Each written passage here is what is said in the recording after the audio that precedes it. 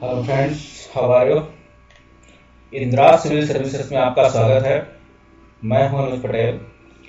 आज हम क्लास 8 की बुक सामाजिक एवं राजनीतिक जीवन भाग 3 के एक नए चैप्टर की शुरुआत करेंगे और देखेंगे क्या है इसमें।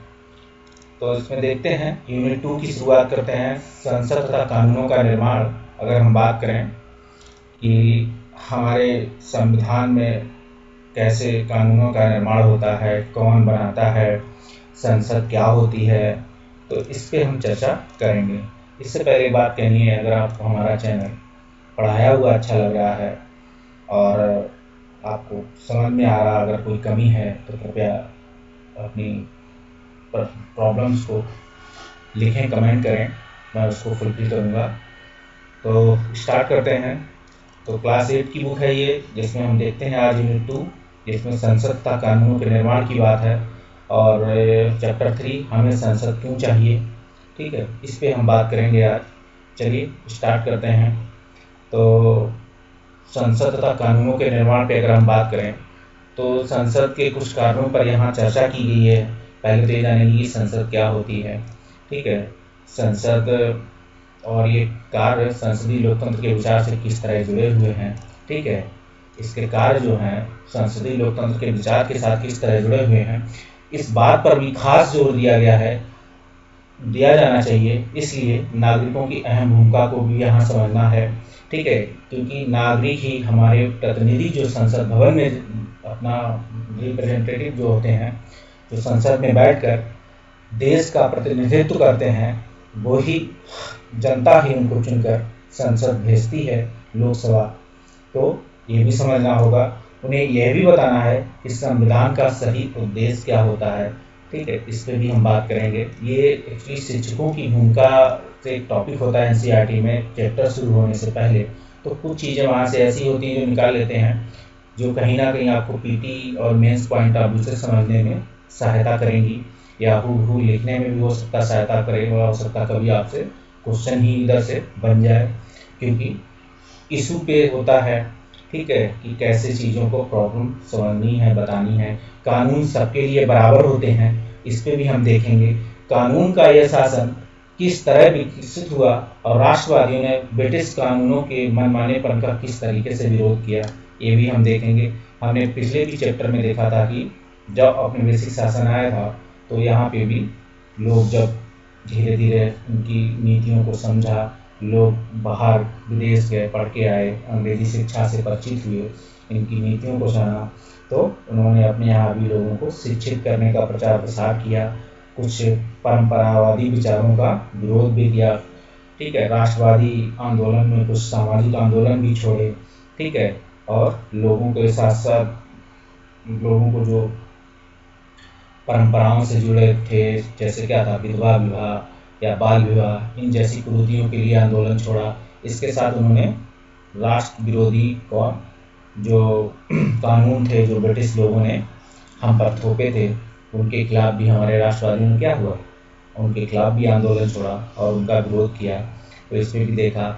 अब नया कानून किस तरीके से बनता है, इस पर भी महत्वपूर्ण सामाजिक मुद्दों को एक कानून का रूप देने में आम लोग कितनी अहम भूमिका निभाते हैं। हमने आपको पिछले क्लास 7 क्लास 6 की किताब थी, उसमें बताया था, जब कोई कानून बनता है, आता है, तो उस पर क्या होती है, टीवी, पत्रकार, सोशल मीडिया क्या होती है, बहस शुरू हो जाती है। अगर कानून में ज़्यादा लोग इफेक्टिव हो रहे होते हैं, तो लोग सड़कों पर उतर आते हैं और अपनी विरोध दर्ज कराते हैं शांतिपूर्वक। कभी कभी कई आंदोलन हिंसक का रूप ले लेते हैं कानून के विरोध में। जैसे आपको एक एग्जाम्पल दिया होगा कि बिजली के विरोध में अचानक सरकार ने क्या हुआ, बिजली के दाम अचानक बढ़ा दिए थे कानून पास करके। तो सरकार क्या हो, लोग सड़क पर उतर आए और लोगों को उसके खिलाफ, सरकार के उस कानून के खिलाफ क्या है, जमकर विरोध किया कानून का। तो सरकार ने क्या, बढ़े हुए दामों में कुछ कटौती कर दी, या पूरा दाम, जो पिछले दाम जो बिजली बिल थे उनके दाम वापस ले लिए। पुराना बिजली वही जो पिछले दाम उसके हिसाब से ले जा रहे थे, उस हिसाब से उन्होंने उस पर कानून को फिर से लागू करवाया। तो ये सब जनता की महत्वपूर्ण भूमिका इसी तरीके से होती है। अलोकप्रिय कानूनों की चर्चा की गई है, इसका मतलब ऐसे कानूनों से है जो आबादी के कुछ हिस्से के मौलिक अधिकारों को बाधित करते हैं। इस इतिहास में हमें ऐसे बहुत सारे समूह दिखाई देते हैं जिन्होंने अन्यायपूर्ण दिखने वाले कानूनों का विरोध किया। कोई कानून किस आधार पर अलोकप्रिय हो सकता है, इस पे कानून पर निर्भर करता है कि उससे कौन लोग इफेक्टिव हो रहे हैं। ठीक है, कानून किसके लिए बना है, उसमें कौन इफेक्टिव हो रहे हैं। ठीक है, कानून से किसको फायदा पहुंचाया जा रहा है वो भी देखा जा रहा है। अपने यहाँ से बहुत सारे कानून हैं जैसे जब रिजर्वेशन का बिल आया था, सरकार लाई थी, तो मंडल आयोग ने जब अपना रिजर्वेशन लाया था तो उसमें बहुत सारे लोगों को क्या हुआ, अपनी जो विरोध दर्ज कराया। ठीक, बहुत लोग उसमें, एक दो लोगों की जाने भी गई। ठीक, क्योंकि कई लोगों को मिला तो उन्हें लगा कि नहीं ये तो खिलाफ है। फिर धीरे धीरे अभी उसको रिवाइज करने के बजाय फिर धीरे धीरे उसमें लोगों को और जोड़ा गया। ठीक, उस पर कई बार चर्चा हो चुकी, उस पर कई लोग कई बार विरोध जताते हैं अपने अपने तरीके से। अब आर्थिक आधार पे भी लोगों को मिला। ठीक, लेकिन रिजर्वेशन मिला, लेकिन इस बार आवाज़ नहीं उठी। कारण क्योंकि इस बार कहा कि आर्थिक आधार पे दिया गया है। ठीक, इसलिए कुछ लोगों को, जो लोग रिजर्वेशन का विरोध करते थे कि रिजर्वेशन होना भी नहीं चाहिए, उन लोगों ने भी उस पर विरोध दर्ज नहीं कराया। तो इस तरीके से आप समझ सकते हैं कि किस तरीके से लोग अपनी बात रखते हैं। ये लोकतंत्र है, सभी को अपनी बात रखने का हक है। कुछ हिस्सा के मौलिक अधिकारों को बाधित करते हैं। इतिहास हमें ऐसे बहुत सारे समूह दिखाते हैं जिन्होंने अन्यायपूर्ण दिखने वाले कानूनों का क्या किया, विरोध किया। ठीक, जिसको लगेगा कि ये कानून लोकतंत्र के खिलाफ है, जिससे लगेगा कि इससे हमारे हित खत्म हो रहे हैं, तो वो अपने उस कानून का विरोध करता है। कोई कानून किस आधार पर अलोकप्रिय हो सकता है, ये भी देखा जाता है कि कौन अलोकप्रिय है, इस पर भी देखा जाता है। अब हम बात करते हैं इससे, अगर कि हमें संसद क्यों चाहिए। अगर हम भारतीय संविधान में देखें तो भारतीय संविधान में आपके संसद जो है, संसद की बात जो है आर्टिकल 79 से 1 to 122 तक संसद की चर्चा की गई। हमारी संसद जो प्रणाली है बेस्ट मिनिस्टर प्रणाली पर आधारित है, हम सभी लोग जानते हैं। 79 में कहा गया है, आर्टिकल 79 में अगर हम बात करते हैं तो 79 में क्या क्या है, संघ के लिए क्या एक संसद होगी जो राष्ट्रपति और दोनों सदनों से मिलकर बनेगी, जिसका नाम राज्यसभा और लोकसभा होंगे।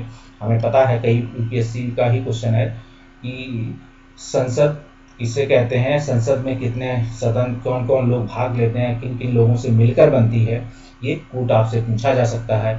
तो आप याद रखिएगा कि संघ के लिए एक संसद होगी। 79 में ये कहा गया है, आर्टिकल 79 में, इस संघ के लिए एक संसद होगी जो राष्ट्रपति और दोनों सदनों से मिलकर बनेगी, जिनका नाम राज्यसभा और लोकसभा होगा।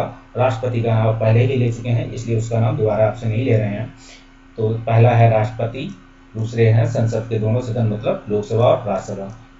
इन तीनों से मिलकर अपनी संसद का निर्माण होता है, इस चीज़ को जानिए।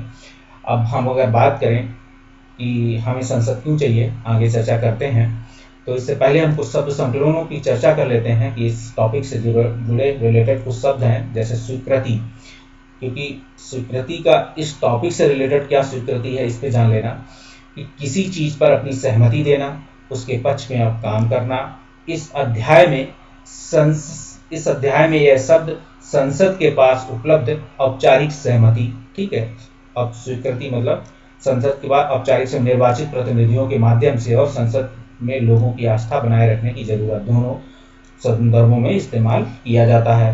निर्वाचित प्रतिनिधियों के माध्यम से जिस चीज़ की स्वीकृति दी जाती है, दूसरा संसद में लोगों की आस्था बनाए रखने की जरूरत, इन दोनों संदर्भों में स्वीकृति शब्द इस्तेमाल किया गया है। गठबंधन, कोलिशन गवर्नमेंट में गठबंधन बहुत यूज होता है, कौन, गठबंधन की सरकार में।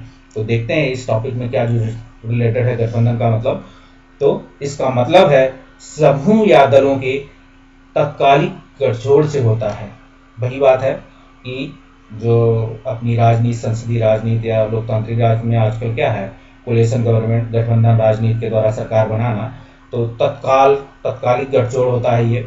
तो इसका मतलब है समूह या दल कोई भी हो सकता है, अपने हितों के ध्यान में रखते हुए तत्कालिक गठजोड़ करते हैं। इस अध्याय में गठबंधन शब्द का इस्तेमाल चुनाव के बाद किसी दल को बहुमत न मिलने की स्थिति में क्या है, बारे गठजोड़ के लिए किया गया है। मतलब वही गठबंधन सरकार की बात की गई है कि अगर किसी भी दल को बहुमत नहीं मिलता है तो बहुमत या तो चुनाव से पहले वो लोग गठबंधन कर लेते हैं, उसके आधार पर सरकार बनाते हैं, या गठबंधन चुनाव के बाद अगर किसी दल को स्पष्ट बहुमत नहीं मिलता है तो वो लोग और पार्टियों के साथ गठबंधन करके अपनी सरकार बनाने का दावा राष्ट्रपति सेंटर में और गवर्नर राज्यों में अपनी सरकार बनाने की दावा पेश करते हैं।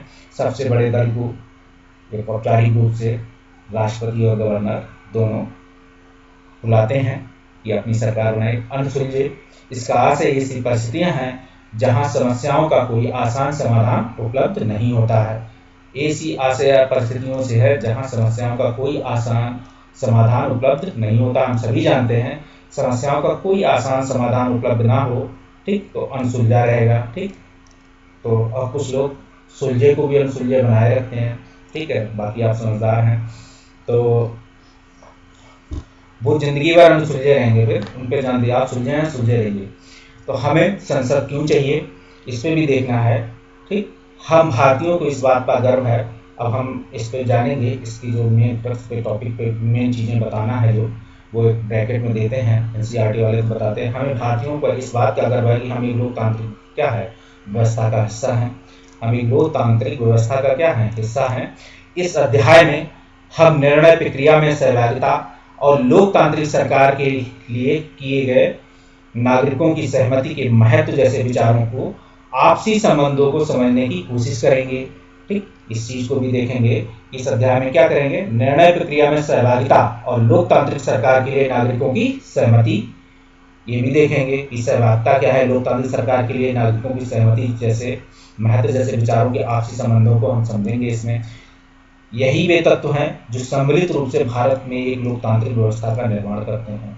अगर आपसे पूछ दिया जाए कि भारत में लोकतांत्रिक व्यवस्था क्या है तो इसमें पूछा जाएगा, ठीक, तो हम भारतीय हैं तो हम लोकतांत्रिक व्यवस्था का हिस्सा हैं और निर्णय प्रक्रिया में सहभागिता और लोकतांत्रिक सरकार के लिए नागरिकों की सहमति, यही हमारी क्या है, भारत में लोकतांत्रिक व्यवस्था का निर्माण करते हैं। इस बात की सबसे अच्छी अभिव्यक्ति संसद के रूप में मिलती है। ठीक है, हमारी संसद में इसकी अभिव्यक्ति दिखती है। ये भी हम देखेंगे इस अध्याय में, और देखेंगे कि हम ये देखेंगे कि किस तरह संसद, हमारी संसद देश के नागरिकों को निर्णय प्रक्रिया में हिस्सा लेने और सरकार पर अंकुश रखने में मदद लेती है। ठीक है, इस आधार पर संसद भारतीय लोकतंत्र का सबसे महत्वपूर्ण प्रतीक और संविधान का केंद्रीय तंत्र है। आपसे पूछा जा सकता है कि संसद भारतीय लोकतंत्र का सबसे महत्वपूर्ण प्रतीक और संविधान का केंद्रीय तत्व है। ठीक है, कोटेशन को स्टेटमेंट टाइप क्वेश्चन पूछा जा सकता है, आप इसे ध्यान रखिए। आजकल यूपीपीसीएस स्टेट कमीशन भी इस टाइप के क्वेश्चन पूछ रहे हैं, इस चीज़ पे आप ध्यान रखिएगा। आप 2019 का पीटी का क्वेश्चन देखेंगे तो आपको कहीं ना कहीं इस तरीके के क्वेश्चन आपको ज़्यादा दिखेंगे, तो इस चीज़ पे भी आप ध्यान रखेंगे। ठीक है, यूपीएससी अक्सर कर ऐसे क्वेश्चनों को ही पूछती है स्टेटमेंट टाइप से। ठीक है, वो आर्टिकल वाइज बहुत कम क्वेश्चन पूछती है यूपीएससी, तो उस चीज़ पे ना जाएं, आप कॉन्सेप्ट को समझने की कोशिश करें। ठीक है, मूल क्रक्स को समझने की कोशिश करें और चीज़ों को समझें। अगर आप एक अच्छे आईएएस अधिकारी बनना चाहते हैं और बनकर एक अच्छे आईएएस अधिकारी के रूप में काम करना चाहते हैं तो चीज़ों पे अपनी समझ और अपनी पकड़ मजबूत बनाएं तो और अपनी अभिव्यक्ति की प्रक्रिया को और अच्छा करें। इसके आगे बढ़ते हैं। हमें संसद क्यों चाहिए, लोगों को फैसला क्यों लेना चाहिए, हम अगर लोग ही क्यों हैं जो फैसला लें। देखिए, हमारी आपको बताया था कि संघ के लिए एक संसद होगी जो राष्ट्रपति और संसद के दोनों सदनों से मिलकर बनेगी, जो राज्यसभा और लोकसभा। तो राज्यसभा में राज्यों से प्रतिनिधि जाते हैं, लेकिन लोकसभा में डायरेक्ट जनता द्वारा चुने हुए प्रतिनिधि जाते हैं। तो जो जनता द्वारा चुने हुए प्रतिनिधि आपके लिए काम करते हैं, हमारी संसद में ऐसा माना जाता है, हमारे संविधान के तहत हमारी प्रस्तावना में लिखा हुआ है, जनता हमारी संप्रभु है, इसलिए लोगों को फैसला लेना चाहिए। और जो जनता अपने प्रतिनिधियों को संसद भवन में भेजती है, उनके माध्यम से अपना निर्णय करवाती है या लेती है तो वो एक तरीके का जनता का निर्णय माना जाता है। इसलिए लोगों को फैसला लेना चाहिए। अगर प्रतिनिधियों ने अपना कोई फैसला लेके कोई कानून बनाया है तो बाकायदा वो भारतीय गजट में पेश होता है। जनता पूरा बिल सब संसद के पटल पर हर संसद को सामने उपस्थित होता है। उस पर चर्चाएं डिबेट होती हैं। ठीक है, कोई संशोधन की ज़रूरत है, कोई वर्ग छूट गया है, कोई वर्ग उससे इफेक्टिव हो रहा है नकारात्मक रूप से, तो उसको क्या संशोधन और उसमें चीज़ें दूर करने की कोशिश की जाती हैं। लेकिन ऐसा बहुत कम होता है कि एक बार बिल पेश होने के बाद उसमें संशोधन बहुत कम होते हैं। ठीक है, बहुत ज़रूरी ही होते हैं अगर कोई छूट गया हो, या जनता जो सदन के प्रतिनिधि हैं सरकार को उस समस्याओं के प्रति क्या ध्यान दिलाते हैं कि इसमें ये चीज़ नहीं है या इस चीज़ में इस चीज़ को और जोड़ा जाना चाहिए, तो सरकार उसके हिसाब से अपना काम करती है। तो 15 अगस्त 1947 को हमारा देश आज़ाद हुआ। आज़ादी के लिए पूरे देश की जनता ने एक लंबा मुश्किल संघर्ष चलाया। हम सभी लोग जानते हैं 150 वर्षों तक लगभग शासन किया इंग्लैंड वासियों ने। इस संघर्ष में समाज के बहुत सारे तत्वों की हिस्सेदारी थी। ठीक है, तरह तरह की पृष्ठभूमि लोगों ने इसमें भाग लिया। ठीक है, वे स्वतंत्रता, समानता, निर्णय प्रक्रिया में हिस्सेदारी विचारों से प्रेरित थे। ठीक है, जब देश आज़ाद हुआ होगा तब लोग जिस सामाजिक आर्थिक पृष्ठभूमि से गुजर रहे थे या राजनीतिक विचारों से गुजर रहे थे उनके अधिकार सीमित थे। इसलिए उन्हें स्वतंत्रता के मायने पता थे, समानता के मायने पता थे, निर्णय प्रक्रिया में हिस्सेदारी के विचारों को प्रेरित थे। इस चीज़ को शायद हम आप सब लोग इस पीढ़ी ना समझ पाए। जब देश स्वतंत्र रहा होगा, हुआ होगा, उस समय जब आज़ादी मिली होगी, जिन लोगों ने आज़ादी मिलकर आज़ादी में हिस्सा लिया, लड़ाई लड़ी, उन लोगों को शायद स्वतंत्रता, समानता, निर्णय प्रक्रिया में हिस्सेदारी के विचारों को अच्छा महत्व पता होगा। क्योंकि इससे पहले की जो औपनिवेशिक सरकार थी वो क्या काम कर, उसने लोगों की स्वतंत्रता, समानता, निर्णय प्रक्रिया में हिस्सेदारी क्या किया, सीमित कर रखा था। ठीक है, निर्णय बहुत कम लेने का अधिकार था, उनको कोई काम करने का अधिकार नहीं था खुले। जब हमारा देश स्वतंत्र हुआ, हमारे देश के लोगों ने स्वयं एक संविधान बनाया और उसमें आपको स्वतंत्रता, समानता, निर्णय प्रक्रिया में लोकतांत्रिक में जो मूल्यों को समाहित किया गया संसद में अपने लोकतंत्र में, और उसमें निर्णय प्रक्रिया में आपको भागीदारी बनाया गया, अपने संविधान में दिया गया। धीरे धीरे इस पर कानून बने।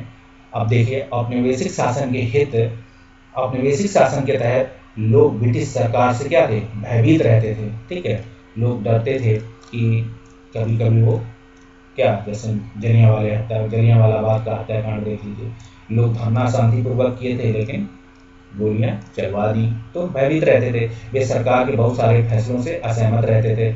वही था जैसे हम लोग अंधकार युग में थे। अंधकार युग अगर कहें उस समय क्या था, अंधकार युग में जब था तो लोगों को क्या था, अगर इतना अधिकार था, अगर कोई व्यक्ति अपनी राजनीतिक असहमति स्वतंत्रता के जरिए असहमति दर्ज करा सकता था, बाकी वो काम कुछ नहीं कर सकता था। राजतंत्र था तो वो उसका निर्णय मान्य है कि नहीं कोई फर्क नहीं पड़ता था। लेकिन अगर वे इन फैसलों की आलोचना करते तो उन्हें भारी खतरों का सामना करना पड़ता था। और स्वतंत्रता आंदोलन ने स्थिति बदल डाली। ये आंदोलन जब चला, राष्ट्रवादी खुलेआम ब्रिटिश सरकार की क्या हुई, आलोचना करने लगे, अपनी मांगें पेश की। 1885 में भारतीय राष्ट्रीय कांग्रेस ने मांग की।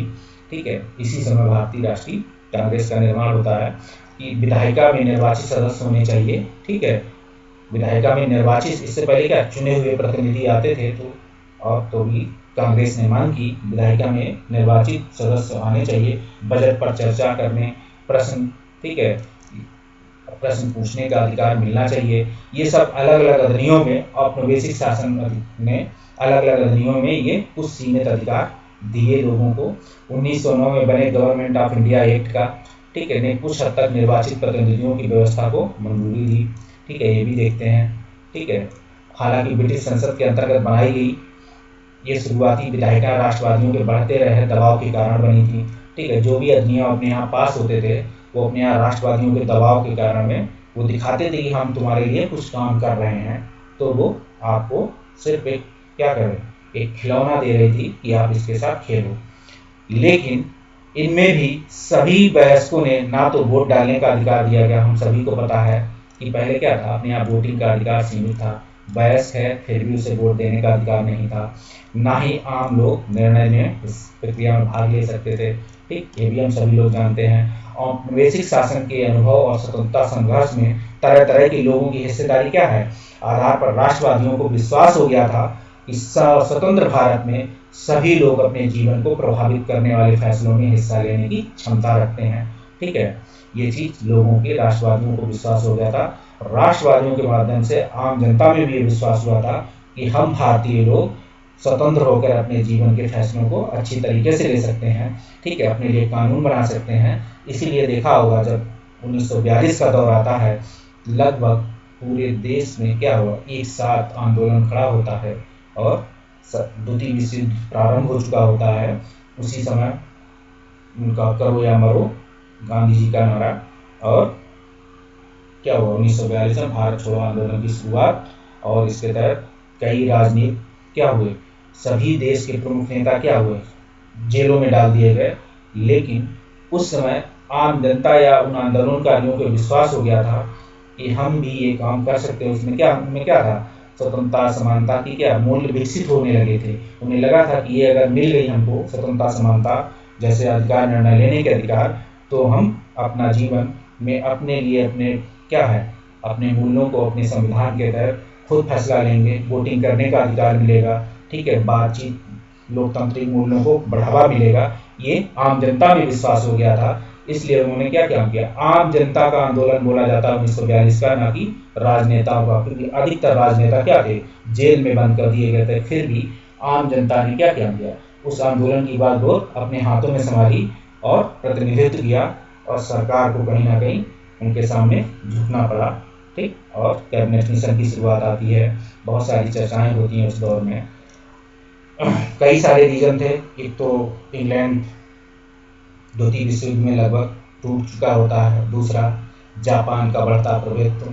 ठीक, इन सब चीज़ों का क्या है, इधर अपने राष्ट्रवादियों का या आम जनता क्या है, जनजीवन, आम जनता द्वारा जो आंदोलन भारत छोड़ो आंदोलन की शुरुआत की गई थी, इसमें उन्हें भी लगने लगा था कि अब आम जन भी स्वतंत्रता के फैसलों के लिए सड़कों पर आ चुकी है, आंदोलन रथ में हिस्सा ले चुकी है।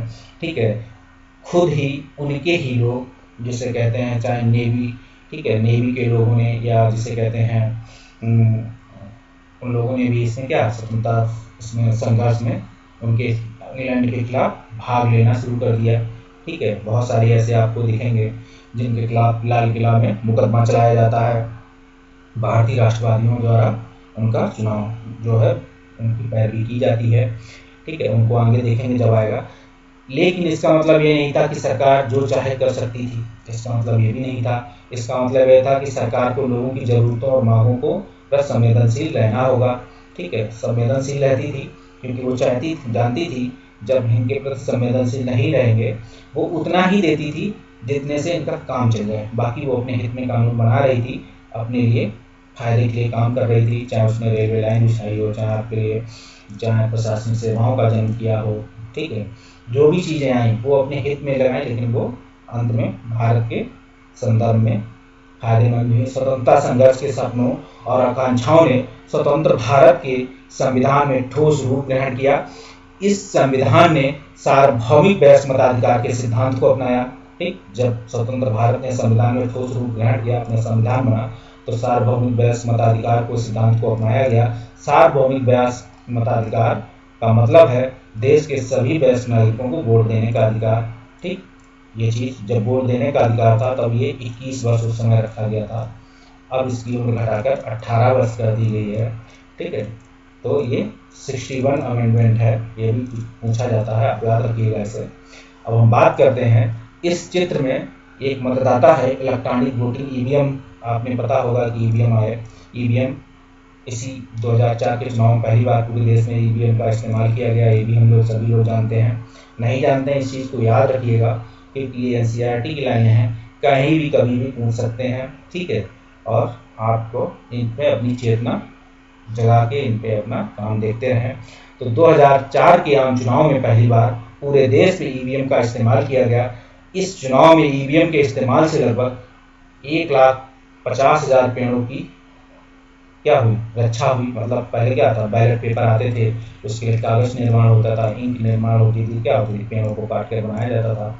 क्योंकि मतपत्रों की छपाई के लिए इन पेड़ों को काट कर 8,000 टन कागज बनाना पड़ता था। ये मान चलिए कि जब ये चुनाव होता था भारत में, तो 8,000 टन कागज की आवश्यकता होती थी। 8,000 टन कागज खराब हो जाता था आपके चुनाव में, ऐसे कह सकते हैं। तो इस चीज़ की बर्बादी रोक दी गई। ठीक है, अब सार्वभौमिक वयस्क अधिकार क्यों मिलना चाहिए, इसके पक्ष के कारण बताइए। ठीक है, अब अगर हम इस क्वेश्चन बनाते हैं, इसको बात करते हैं कि भारतीय लोकतंत्र में सार्वभौमिक वयस्क मताधिकार क्यों महत्वपूर्ण है, और भारतीय संविधान द्वारा सार्वभौमिक वयस्क मताधिकार दिए जाने के कारणों पर चर्चा कीजिए। क्वेश्चन बन सकता है। क्लास मॉनिटर का चुनाव शिक्षक द्वारा किया जाता है, ये विद्यार्थियों द्वारा अपनी राय में कोई बात फर्क बताने पर चर्चा कीजिए।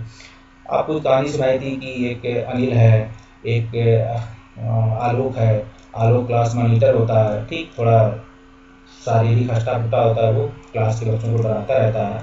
तो इस चीज़ पे भी हमने चर्चा की थी, कुछ ऐसी कहानी है, छोड़ दीजिए इसको, आगे चलते हैं। लोग और उसके प्रतिनिधि की बात करें, सहमत का विचार लोकतंत्र का क्या है, प्रस्थान बिंदु होता है। इस चीज़ को आप याद रखिएगा कि लोकतंत्र में क्या होती है, सहमति का विचार। ठीक, सहमति से कौन, जैसे अभी हमने आपको शब्द संकलन में बताया सहमति, तो सहमति क्या, आपने प्रतिनिधियों की लोकसभा में या संसद में प्रतिनिधियों की सहमति, या लोकतांत्रिक मूल्यों पर जनता की सहमति। ये एक लोकतंत्र में लोग और उनके प्रतिनिधि, सहमति का विचार लोकतंत्र का प्रस्थान बिंदु होता है। सहमति का मतलब है चाह। ठीक, आप चाह रहे हैं, सहमति है, कोई आपको चाह रहा है, आप सहमति देते हैं, मतलब चाह, स्वीकृति और लोगों की हिस्सेदारी।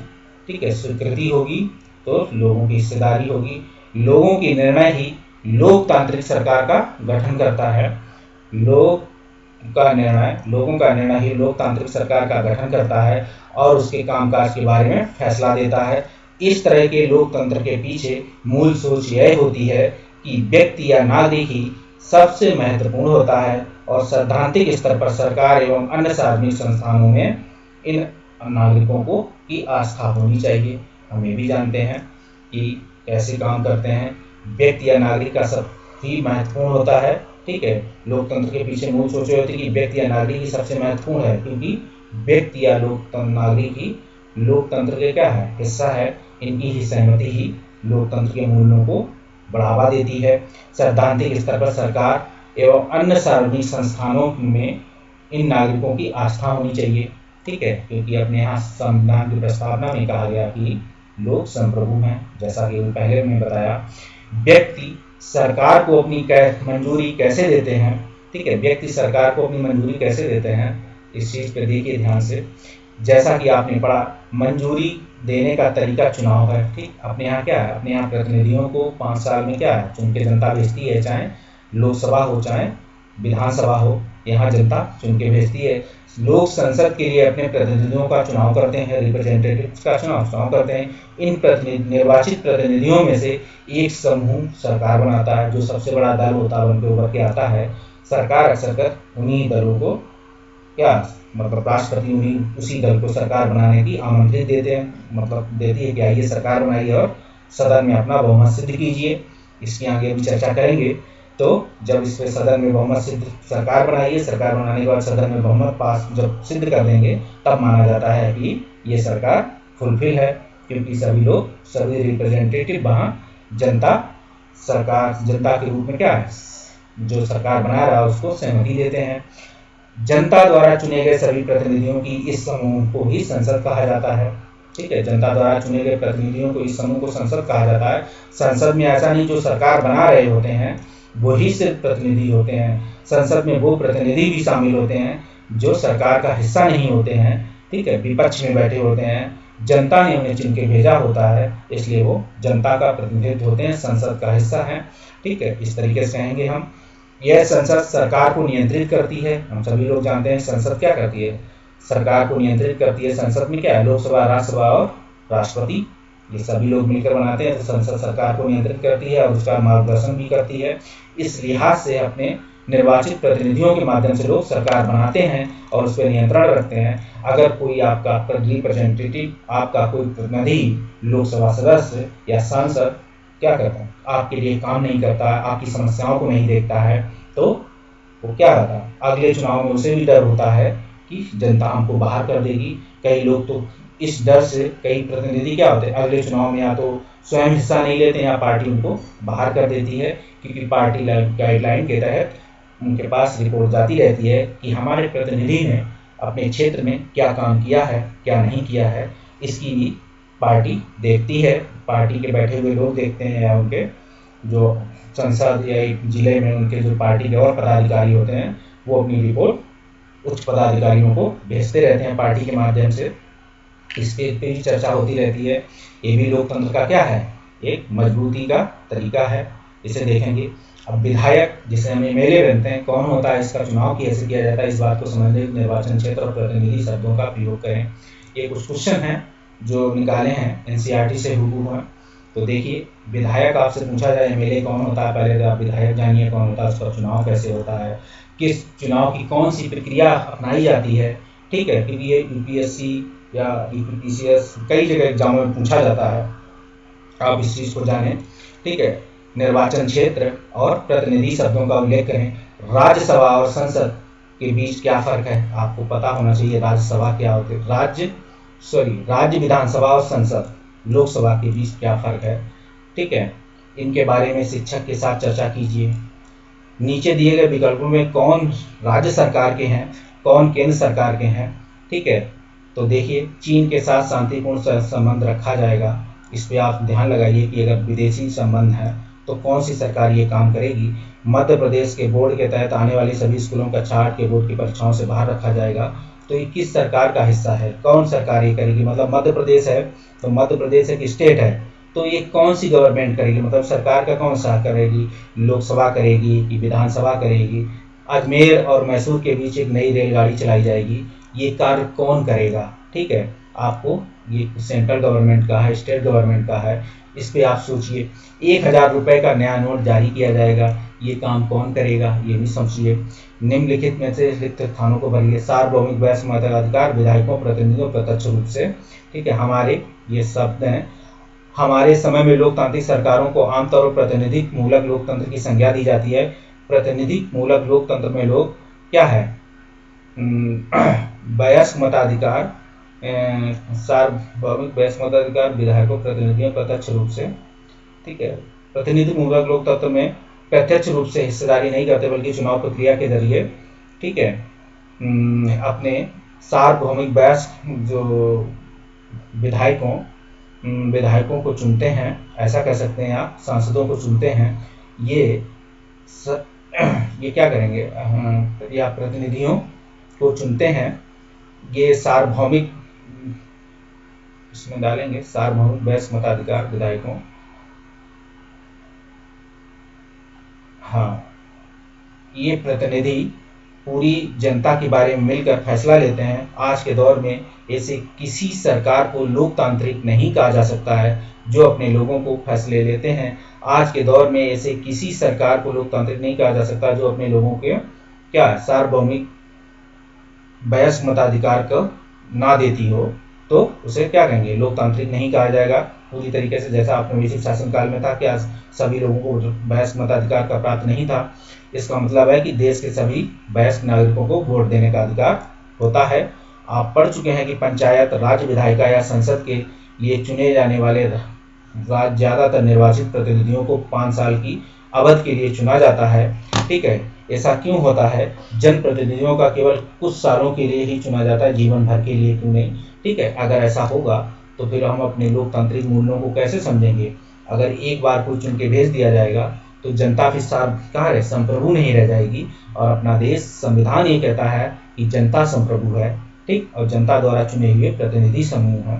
तो लोकतंत्र में क्या है, हर 5 साल में, कई राज्यों में तो क्या है डायरेक्ट है। अगर कोई प्रतिनिधि क्या है ठीक से काम नहीं कर रहा है तो वहाँ क्या है कि प्रत्यक्ष लोकतंत्र है, जिसमें क्या है उसे वापस बुला लिया जाता है, दूसरे प्रतिनिधि को भेज दिया जाता है। जैसे स्विट्जरलैंड है, अपने यहाँ तो प्रतिनिधि मूलक लोकतंत्र है, ठीक है। यहाँ एक बार 5 साल के लिए चुन लिया जाता है, तो उसे भी लगता है कि 5 साल तो हम हैं ही, अगर कोई अकस्मात कोई सरकार ना गिरे या उसे कोई दिक्कत ना हो तो 5 साल तक बना रहता है। जनप्रतिनिधियों को केवल कुछ सालों के लिए ही चुना जाता है, जीवन भर के लिए नहीं, ये हम जानते हैं।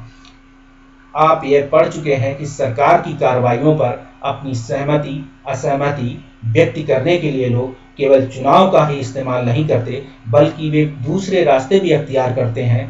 क्या छोटे से नाटक के जरिए इस तरह के 3 तरीके बता सकते हैं आप? देखिए, लोकतंत्र में जनता नाटक के द्वारा समस्याओं को, या सरकार स्वयं क्या करती है, अपनी योजनाओं को, अपने विकास कार्यों को नाटक मंडली के द्वारा जनता तक पहुंचाती है। नाटक के द्वारा कोई योजना सरकार जनता तक बताती है, ठीक है, उसमें खेल के कि ऐसे होता है तो जनता उसको ठीक से समझ जाती है।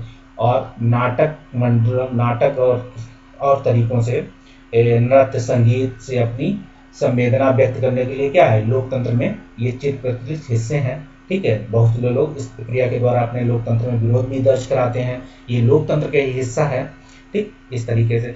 या कोई नाटक या नुक्कड़ नाटक द्वारा सरकार की बुराई, सरकार की किसी नीति का, किसी कानून का क्या है, विरोध करते हैं, ठीक। ये लोकतांत्रिक मूल्यों का हिस्सा है, लेकिन शांतिपूर्वक होना चाहिए। इस तरीके से हम लोग ये काम करते हैं। अब ये देखिए, आपकी संसद है, कभी आप बनेंगे IAS अधिकारी तो आप यहाँ हो सकता है और देखेंगे। अब वैसे भी जा सकते हैं, आप संसद की चर्चा हो तो आप VIP कार्ड से आप बजट सत्र या उसके संसद की जो होती हैं सत्र चलते हैं, उसमें भी आप दर्शक की जगह में बैठकर संसद कैसे कार्य करती है, आपके प्रतिनिधि क्या वहाँ कार्य करते हैं, वो भी आपको देखने को मिल सकता है। आप जाएंगे, अगर भारतीय लोकतंत्र का हिस्सा है, आपको भी जाने का अधिकार है। अब देखिए, आपको संसद के अंदर का हिस्सा दिखाते हैं, ये आपकी संसद है। तो भारतीय संसद की, ठीक है, भारतीय संसद देश की सर्वोच्च कानून निर्मात्री संस्था है। इसके 2 सदन है, लोकसभा और राज्यसभा, अलग अलग हाउसेज हैं। देखिए, राज्यसभा में क्या है, कुल 245 सदस्य होते हैं, ये आप याद रखिएगा। ये तीनों लाइनें याद रखिएगा, क्योंकि ये कहीं भी पूछा जा सकता है, इसलिए मैंने स्पेशली डाला है आपको। ये चित्र के साथ आप विजुलाइजेशन भी करते रहेंगे और देखते भी रहेंगे, याद रहेगा। तो राज्यसभा में कुल 245 सदस्य होते हैं। देश के उपराष्ट्रपति राज्यसभा के क्या हैं, सभापति होते हैं। देश के उपराष्ट्रपति राज्यसभा के सभापति होते हैं, हम सभी लोग जानते हैं। कि और एक चीज़ बताते हैं कि देश का उपराष्ट्रपति राज्यसभा का सभापति होता है। तो इसको देखिए आप यहाँ पे, इस लोकसभा में कुल 545 सदस्य होते हैं, इसका अध्यक्ष लोकसभा अध्यक्ष करते हैं, ठीक। ये भी देखेंगे, ये भी देखा आपने, तो इसे देखिए, तो आपके हिस्सा है। देखिए, आपका ये एक सदन ये है, एक सदन ये है, चलता है आपके साथ। अब देखिए, संसद में की भूमिका क्या होती है। आज़ादी के बाद गठित की गई भारतीय संसद लोकतंत्र के सिद्धांतों में भारतीय जनता की आस्था का प्रतीक है। ये सिद्धांत निर्णय प्रक्रिया में जनता की हिस्सेदारी और सहमति पर आधारित शासन, हमारी व्यवस्था में संसद की महत्वपूर्ण शक्तियां हैं, क्योंकि यह जनता का प्रतिनिधित्व करती है, ठीक है। यह जनता का क्या करती है, प्रतिनिधित्व करती है। लोकसभा के लिए भी उसी तरह चुनाव करते हैं, लोकसभा के लिए भी सब उसी तरह का चुनाव होते हैं जिस तरह राज्य विधानसभा के चुनाव होते हैं। आमतौर पर लोकसभा के लिए हर 5 साल में चुनाव कराए जाते हैं, ठीक, ऐसा भी हम सभी लोग जानते हैं। अब देखिए, प्रत्येक निर्वाचन क्षेत्र से एक व्यक्ति चुन के जाता है। अपने यहाँ क्या है, बहुदलीय लोकतंत्र है संसद में, ठीक, बहुदलीय है क्योंकि बहुत सारी पार्टियां चुनाव लड़ सकती हैं, ठीक है। क्योंकि देखिए, निर्दलीय भी कोई व्यक्ति चुनाव लड़ सकता है। तो देखिए, संसद को प्रत्येक निर्वाचन क्षेत्र से एक व्यक्ति संसद को भेजा जाता है। चुनाव लड़ने वाले उम्मीदवार आमतौर पर विभिन्न राजनीतिक दलों के सदस्य होते हैं, ठीक है। चुनाव के बाद ये उम्मीदवार संसद सदस्य या सांसद MP कहलाते हैं, ठीक है। इन सांसदों को मिलकर संसद बनती है और संसद को चुनाव हो जाने के बाद संसद को निम्नलिखित कार्य करने होते हैं। आपसे पूछा जा सकता है कि संसद के निम्नलिखित कार्य कौन से होते हैं, तो आप देखिए इनको। तो ये पहले देखिए, 2014 का चुनाव है, अभी तो नए चुनाव आ चुके हैं, आप देख सकते हैं। तो अभी 2014 के परिणाम थे, राष्ट्रीय दलों की देख लेती है सूची। देखिए, भारतीय जनता पार्टी का 282 है, कम्युनिस्ट पार्टी ऑफ इंडिया, ये सब क्या है, communist party of India 1 seat, बहुत सारे दलों की सीटों का विवरण दिया गया है, कौन सी पार्टी कितनी सीटें जीती। सबसे बड़ी पार्टी उभर के आई कौन, भारतीय जनता पार्टी, और सरकार बनाने का निमंत्रण राष्ट्रपति ने दिया और उन्होंने अपनी सरकार बनाई, संसद में अपना बहुमत सिद्ध किया, 5 साल सरकार चलाई, अगले बार फिर चुनाव लड़े, गुड़ बहुमत में सरकार आई और उनको फिर सरकार क्या हुआ, उसी प्रक्रिया के तहत सरकार बनाई और संसद भवन में अपना बहुमत सिद्ध किया। आज बीजेपी की सरकार आज भी है, चल रही है, इसी तरीके से होता है। अब ये सारी पार्टियां हैं, देखिए 543 सीटों पर चुनाव होते हैं, 2 सीटों पर चुनाव नहीं होते हैं, ऐसा आप बताइए क्यों नहीं होते हैं। ठीक है, 545 सदस्य होने चाहिए लेकिन 543 सीटों पे ही चुनाव हुए। तो 2 सीटों पर क्या होता है, लोकसभा में राष्ट्रपति एंग्लो इंडियन सदस्य को अगर देखा जाता है उनका प्रतिनिधित्व नहीं है तो उनको बेइज्जती है। ठीक, इस चीज़ का ध्यान रखें आप। और यह आर्टिकल आई थिंक या तो नहीं है, या तो 330 है या फिर 331 है, 2 में से एक ही है, देखना पड़ेगा एक बार। बगल में दी गई तालिका के आधार पर नीचे दिए गए प्रश्नों का उत्तर दें। कौन सरकार बनाएगा, क्यों बनाएगा, विपक्ष किसको कहा जाएगा, उसकी क्या भूमिका है। ठीक है, क्वेश्चन अगर हम बनाना चाहें, लोकसभा में चर्चा की कौन उपस्थित होंगे।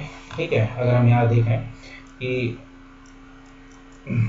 क्या आप इस राय से सहमत हैं कि एक अच्छे लोकतंत्र में विपक्ष का होना, विपक्ष एक लोकतंत्र में, संसदीय लोकतंत्र में एक विपक्ष का, संसदीय लोकतंत्र में मजबूत विपक्ष का होना संसदीय मूल लोकतंत्र को, मूल्यों को बढ़ावा देता है।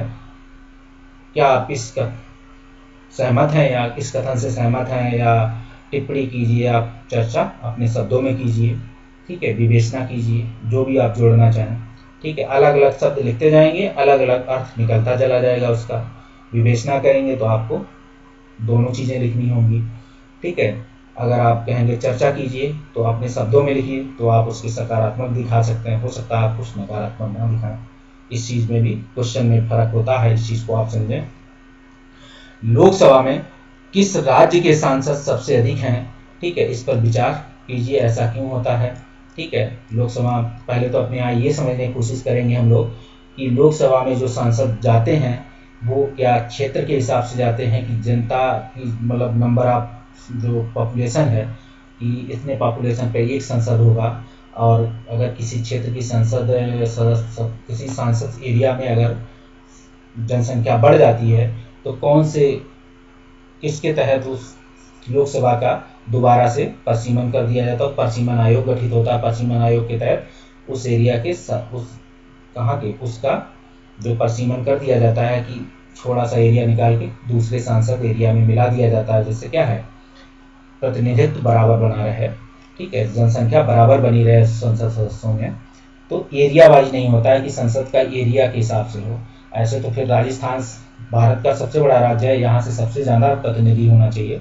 अपने यहाँ जनसंख्या के आधार पर क्या है, संसद सदस्य भेजे जाते हैं। ठीक है, अपने यहाँ ऐसे संविधान में ही है। तो लोकसभा में किस राज्य के सांसदों की सबसे संख्या कम है, ये भी देखेंगे। किस राजनीतिक दल ने अपने सदस्यों को सबसे ज़्यादा सीटें जीती हैं, ये भी देखिए, कैसे आप अलग अलग दे सकते हैं। आपके राज्य में कौन सा दल सरकार बनाएगा, कारण बताइए, हम ये भी देखेंगे। अब राष्ट्रीय सरकार का चुनाव करना हो तो इस पर अगर चर्चा करेंगे। भारतीय संसद में राष्ट्रपति और 2 सदन होते हैं, आपको पता है, 79 के तहत ये बोला गया आर्टिकल। राज्यसभा और लोकसभा चुनाव के बाद संसदों की एक सूची बनाई जाती है, इसमें पता चलता है कि किस दल के कितने सांसद हैं। यदि कोई राजनीतिक दल सरकार बनाना चाहता है, उसे निर्वाचित सदस्यों में बहुमत प्राप्त होना चाहिए। ठीक है, लोकसभा में कुछ 543 निर्वाचित सदस्य होते हैं और 2 मनोनीत सदस्य होते हैं, जैसा अभी आपको बताया हमने। ठीक है, इसलिए बहुमत हासिल करने के लिए लोकसभा में किसी दल के पास कम से कम कितने, 272 सदस्य होने चाहिए। इस चीज़ को याद रखिएगा कि संसद में बहुमत वाले दल, बहुमत प्राप्त करने वाले दल या गठबंधन का विरोध करने वाले सभी राजनीतिक दल विपक्षी दल कहलाते हैं। ऐसा हम सभी लोग कहलाते हैं कि बहुमत प्राप्त करने वाला दल या गठबंधन का विरोध करने वाला दल या गठबंधन का विरोध करने वाले सभी राजनीतिक दल विपक्षी दल कहलाते हैं। आपको भी विपक्ष की भूमिका के बारे में क्वेश्चन बताया था कि लोकतंत्र में विपक्ष का मजबूत होना क्या लोकतांत्रिक मूल्यों को या लोकतांत्रिक मूल्यों को बढ़ावा देना होता है, ऐसी चर्चा हमने आपसे की थी।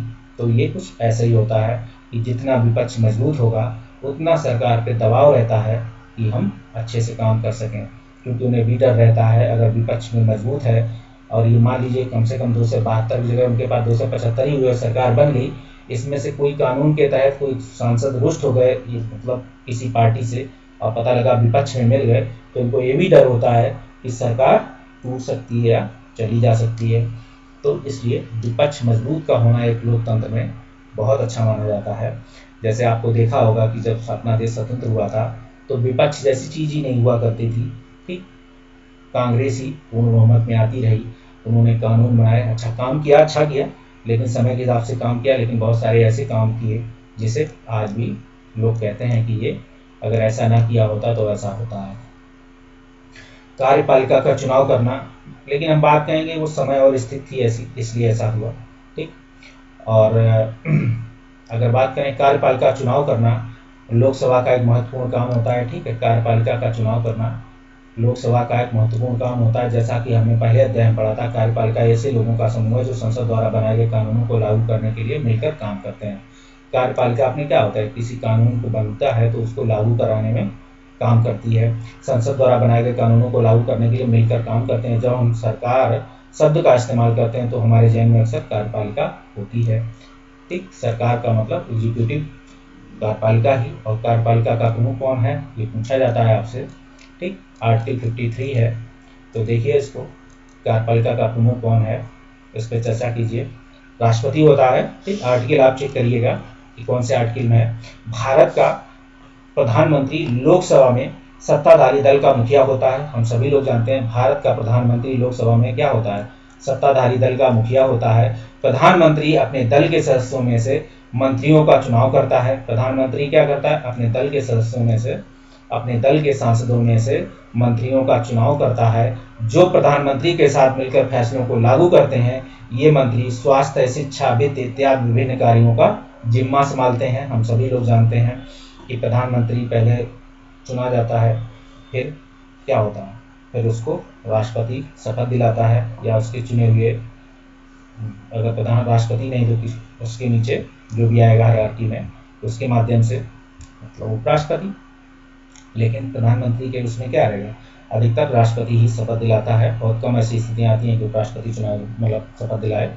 तो प्रधानमंत्री के साथ मिलकर फैसलों को लागू करते हैं। ये मंत्री स्वास्थ्य, शिक्षा, वित्त इत्यादि सरकारी कार्यों का जिम्मा भी संभालते हैं।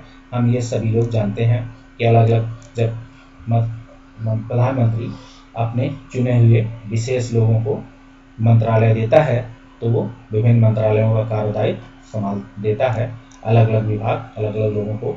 अब देखिए आगे, काफ़ी बार किसी राजनीतिक दल को बहुमत नहीं मिल पाता है, जो सरकार बनाने के लिए काफ़ी बार किसी एक राजनीतिक दल को बहुमत नहीं मिल पाया, ठीक। सरकार बनाने के लिए एकदम ज़रूरी है, ऐसी सूरत में राजनीतिक दल मिलकर गठबंधन बना लेते हैं, साझा मुद्दों पर काम करते हैं। ऐसा आपको गठबंधन सरकार, कोलिशन गवर्नमेंट में ये चीज़ हुई है बात। अब देखिए ये आपका क्या है, ये दो ब्लॉक हैं आपके, नॉर्थ और साउथ, दिखाते हैं आपको कैसे। केंद्रीय सचिवालय की दो मुख्य इमारतें हैं, इनमें से एक का नाम साउथ ब्लॉक, दूसरे का नाम नॉर्थ ब्लॉक। इसका निर्माण 1930 के दशक में किया गया। ब्रिटियन साहब आए थे तब ये दिल्ली बसाई हो, मतलब ये बनाया था सब उसी समय चला। तो साउथ ब्लॉक का चित्र देखिए बाईं ओर, इस चित्र में आप बता सकते हैं कि इसे बायां कौन से बोला जाएगा, दायां कौन से बोला जाएगा, ठीक है। तो ऐसे मान लीजिए जो आपकी, ऐसे आप जब चित्र देख रहे होते हैं कोई, तो जो आपका बायां है वो चित्र का भी लगभग बायां ही है, ठीक। इस तरीके से देखिएगा, ऐसे आप जब चित्र देख रहे होते हैं तो चित्र का आप सीधे चित्र की तरफ जाइए, आपके दोनों हाथों में से जो आपके बाएं हाथ की तरफ है वो चित्र आपके बाएं हाथ की तरफ है, ऐसे देख लीजिए, ठीक। तो बाएं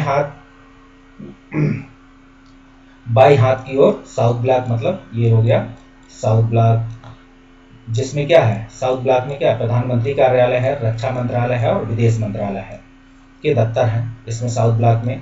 अगर हम कहेंगे दाईं ओर तो नॉर्थ ब्लॉक है, ठीक। ये देखिए नॉर्थ ब्लॉक में चर्चा करेंगे तो वित्त मंत्रालय है, गृह मंत्रालय स्थित है इसमें, तो अन्य मंत्रालय दिल्ली के विभिन्न इमारतों में स्थित हैं। इसमें देखिएगा ये है आपका नॉर्थ ब्लॉक है, ठीक है।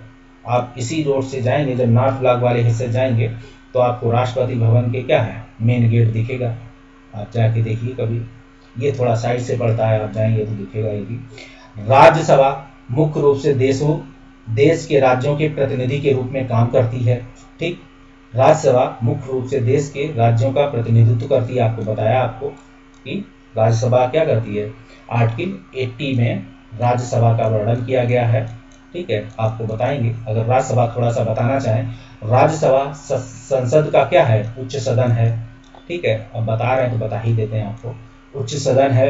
राज्यसभा में अधिकतम 250 सदस्य होते हैं। ठीक, ऐसा है, जिसमें 238 राज्यों द्वारा क्या होते हैं और 12 सदस्य राष्ट्रपति द्वारा मनोनीत होते हैं। और वर्तमान में राज्यसभा में सदस्यों की संख्या घटती बढ़ती रहती है। देखिए प्रेजेंट टाइम में कितने राज्यसभा सदस्य हैं भारत में। तो राज्यसभा के सदस्यों का प्रतिनिधित्व एक समान नहीं है राज्यों में। ठीक है, सभी राज्यों का प्रतिनिधित्व एक समान नहीं है। उसके लिए यूपी से 31, त्रिपुरा से 1 समुदाय को चुना जाता है। यह राज्यसभा के गैर संघात्मक लक्षण है। ठीक, जब समान रूप से नहीं चुने जाते। अमेरिका में क्या है, हर राज्य से सीनेट में क्या आते हैं, 2 सदस्य आते हैं, इसलिए वहाँ क्या है, वो पूर्ण रूप से संघात्मक लक्षण है। लेकिन हर राज्य से जब अपने यहाँ सदस्यों की संख्या समान नहीं है, जैसे यूपी से क्या है, यूपी से 31 आ रहे हैं और त्रिपुरा से 1 आ रहा है, तो ये क्या है, ये गैर संघात्मक लक्षण है भारत में। यहाँ संघात्मक लक्षण आपको नहीं दिखाई देगा। अगर कहीं पूछा जाए तो इस चीज़ का याद रखेंगे मेरे मित्रों भाइयों। ठीक, तो इस चीज़ पे भी देखेंगे। और हम बात करें आगे कि गैर संघात्मक लक्षण है, क्योंकि अमेरिका जैसे संघीय क्षेत्रों में प्रत्येक राज्य से समान प्रतिनिधित्व सदस्य आते हैं। चौथी अनुसूची का संबंध जो भारत में अनुसूचियां दी गई, कितनी अनुसूचियां आप देखिए, 12 अनुसूचियां, जिसमें चौथी अनुसूची का संबंध जो है राज्यसभा से है। ठीक है, चौथी अनुसूची राज्यसभा के राज्यों का प्रतिनिधित्व से है। राज्यों द्वारा निर्वाचित होने वाले सदस्य अनुपातिक प्रतिनिधित्व की एकल संक्रमणीय प्रणाली, ठीक है, एकल संक्रमणीय हस्तांतरित मत प्रणाली द्वारा निर्वाचित होते हैं और संघ क्षेत्रों में राज्यसभा के सदस्यों द्वारा बनाई गई रीत द्वारा चुने जाएंगे। ठीक है, जो आपके संघ शासित क्षेत्र होंगे वहाँ क्या होगा, वहाँ राज्यसभा के सदस्य संसद द्वारा बनाई गई रीत से चुने जाएंगे। राज्यसभा के चुनाव में खुला मतदान प्रणाली एक शुरू की गई, ऐसा कह सकते हैं। अगर हम राज्यसभा की योग्यताओं की बात करें तो भारत का वह नागरिक होना चाहिए, 30 वर्ष की आयु पूरी कर चुका हो, ठीक है, पागल या दिवालिया ना हो, उसे किसी लाभ के पद पर नहीं होना चाहिए। आपको देखा होगा जब वो उस समय का दौर होता है जब अटल बिहारी वाजपेयी की सरकार चलती है, उसमें क्या चलता है, लाभ का पद। फिर कांग्रेस की सरकार आती है, तब भी लाभ के पद पे काफ़ी चर्चा हुई। इसमें क्या था, उस समय जया बच्चन की सदस्यता दी जाती है, लाभ के पद के चक्कर में उन्हें पद छोड़ना होता है, एक पद कि वो लाभ के पद पे पाई जाती हैं, तो विवेचना की गई थी उस समय। इस पे देखेंगे। तो अब हमें यहाँ पर कुछ बताते हैं, बता दिया। राज्यसभा कहते हैं राज्यसभा भी कोई कानून बनाने का पेश कर सकती है। ठीक है, राज्यसभा को भी राइट है कि कानून भेज सकते हैं। किसी विधेयक को कानून के रूप में लागू करने के लिए जरूरी है कि उसे राज्यसभा की मंजूरी मिल चुकी हो। इसका राज्यसभा से की भी बहुमत भूमिका महत्वपूर्ण होती है। ठीक है, कोई भी अगर कानून बनता है तो उसमें राज्यसभा की क्या है, सहमति होती है। सहमति देखी जाती है कि सामान्य सहमति है, वो विधेयक के आधार पे होता है। ठीक है, अपने यहाँ जो संशोधन है उसके आधार पे है, विधेयक के आधार पर। संसद का यह सदन लोकसभा द्वारा पारित किए कानूनों की समीक्षा भी करती है। अगर जरूरत हुई तो उसमें संशोधन करता है और फिर राज्यसभा वापस भेजने का अधिकार रखती है। राज्यसभा के सदस्यों का चुनाव विभिन्न राज्यों की विधानसभाओं के निर्वाचित सदस्य करते हैं, याद रखिएगा, जिनमें राज्यसभा से 2 से 33 निर्वाचित सदस्य होते हैं और 12 सदस्य राष्ट्रपति द्वारा मनोनीत किए जाते हैं। ऐसा हम आपको बताए हैं पहले भी कि 2 से 38 राज्यों द्वारा, 12 राष्ट्रपति द्वारा। ठीक, ये 2 से 33 लिखे हैं, याद रखिएगा कि ये 2 से 38 भी हैं। 2 से 38 राज्यसभा द्वारा, वो राज्यों द्वारा, और 12 राष्ट्रपति द्वारा मनोनीत किए जाते हैं। क्योंकि 2 से 38 वहाँ इसलिए लिखा है कि उसमें संघ शासित क्षेत्रों के प्रतिनिधियों को शामिल किया गया है, जिसमें राज्यसभा क्या करेगी, राज्यसभा के सदस्य संसद द्वारा बनाएगी। संघ शासित क्षेत्रों में राज्यसभा के सदस्य संसद द्वारा जो बनाएगी रीत के अनुसार जो चुने जाएंगे वो भी इसमें 2 से 38 में शामिल हैं। लेकिन राज्यसभा में जो राज्य हैं वो 2 से 33 और बाकी 5 सदस्य जो आते हैं, हमने देखा होगा, तो 5 सदस्य वो संघ शासित प्रदेशों से आते हैं, इसलिए उनका इसमें निर्वाचन नहीं किया गया, क्योंकि यहाँ राज्यों लिखा है, ना कि यहाँ संघ शासित प्रदेश का वर्णन किया गया। अगर हम 2 से 38 राज्यों और संघ शासित प्रदेशों से मिलकर जो बनती है, वो पूरे टोटल 2 से 38 हैं, इसको ध्यान रखिएगा। सरकार को नियंत्रित करना, मार्गदर्शन देना, उनको जानकारी देना, क्या काम है। जब संसद का सत्र चल रहा होता है तो सबसे पहले प्रश्नकाल का होता है। प्रश्नकाल एक महत्वपूर्ण व्यवस्था है जिसके माध्यम से संसद सरकार के कामकाज के बारे में जानकारियां हासिल करते हैं, जिनके माध्यम से क्या है, संसद क्या है, कामकाज के बारे में जानकारियां हासिल करते हैं। इस प्रश्नकाल में क्या, अपना प्रश्न जो है वो बताते हैं कि हम प्रश्न पूछेंगे, ऐसी वो नोटिफिकेशन देते हैं, अपना नोट करवाते हैं, या उनको लोकसभा अध्यक्ष बारी बारी से कुछ प्रश्न पूछने का या विधेयक के संदर्भ में कोई जानकारी देने के संदर्भ में कुछ भी बोलने का अधिकार समय देता है। आपने देखा होगा राज्यसभा या लोकसभा की जब डिबेट चल रही होती है तो लोकसभा सदस्य क्या कहता है, आपका समय समाप्त हो गया, आप बैठ जाइए, अब आप बोलने का अधिकार नहीं है। वो कहता है नहीं है अध्यक्ष महोदय, मुझे 2 मिनट का समय और दिया जाए, अभी हमें अपनी पूरी बात कहने में अभी 2 मिनट और चाहिए, मैं अपनी पूरी बात रखना चाहता हूँ, क्योंकि मैं देश का प्रतिनिधित्व, अपने क्षेत्र का प्रतिनिधित्व कर रहा हूँ, मुझे अपने सवाल जनता के जो सवाल हैं मैं आपके सामने या सरकार के सामने लाना चाहता हूँ, ऐसा वो आग्रह करता है लोकसभा अध्यक्ष से। ठीक है, तो कार्यपालिका को नियंत्रित करती है। लोकसभा के माध्यम से सरकार को उसकी खामियों के प्रति आगाह किया जाता है। ठीक है, इस तरह सरकार को भी जनता के प्रतिनिधियों यानी संसदों के जरिए जनता की राय जानने का मौका मिलता है। ठीक है, जनता के प्रतिनिधि यानी सांसदों के जरिए जनता की राय जानने का मौका मिलता है वहाँ। और सरकार से यह सवाल पूछना कि किसी भी सांसद की बहुत महत्वपूर्ण जिम्मेदारी होती है। ठीक है, अगर आप जैसे अपने प्रतिनिधि से कोई सवाल जवाब नहीं करते हैं तो ये लोकतांत्रिक मूल्यों को बढ़ावा नहीं घटावा कहते हैं, इसे आप ह्रास में हैं। ठीक है, अगर आप अपनी बात नहीं कह रहे हैं तो आप लोकतांत्रिक मूल्यों के ह्रास में हैं। उसी तरीके से हम बात जब करते हैं, सरकार से सवाल पूछना किसी भी सांसद की बहुत महत्वपूर्ण जिम्मेदारी होती है। लोकतंत्र के स्वास्थ्य संचालन में विपक्षी दल एक अहम भूमिका अदा करते हैं। हम ये भी जानते हैं कि लोकतंत्र के स्वस्थ संचालन में विपक्षी दल एक अहम भूमिका अदा करते हैं। उसी प्रकार जैसे हम यहाँ भूल गए आपको बताना, अगर कोई सांसद अपने संसद भवन में अपनी राय या अपनी बात नहीं रखता है तो वो भी क्या है, वो एक तो आपकी बात नहीं रख पाता है संसद में, दूसरा वो अपनी खुद के लोकतांत्रिक मूल्यों को क्या कर रहा है, ह्रास में ले रहा है। ऐसा माना जाएगा कि उसको प्रतिनिधित्व करने का अधिकार नहीं है, क्योंकि वो बोल नहीं पा रहा, अपनी बात नहीं रख पा रहा। तो इस चीज़ पे देखिए, सरकार से सवाल पूछना किसी भी सांसद की बहुत महत्वपूर्ण जिम्मेदारी होती है। लोकतंत्र के स्वस्थ संचालन में विपक्षी दल महत्वपूर्ण होता है। हमने आपको बताया कि विपक्षी दल कितना महत्वपूर्ण होना चाहिए लोकतंत्र में।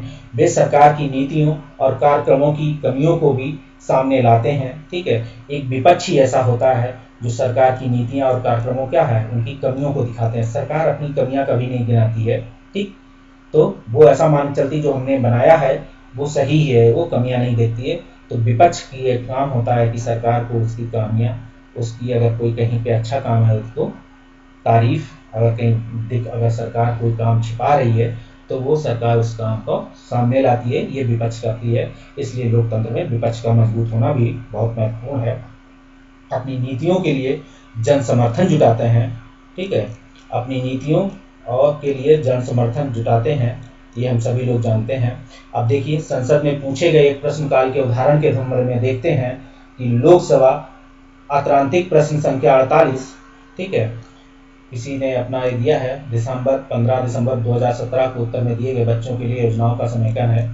तो डॉक्टर मनोज रजौरिया हैं, कोई सांसद सदस्य हैं, उन्होंने पूछा है, ये महिला और विकास मंत्री यह बताने की कृपा करेंगे क्या सरकार का देश में बच्चों के लिए विभिन्न योजनाओं और नीतियों के समेकन का विचार है? यदि हाँ तो तत्व संबंधी ब्यौरा क्या है, इस पर ब्यौरा।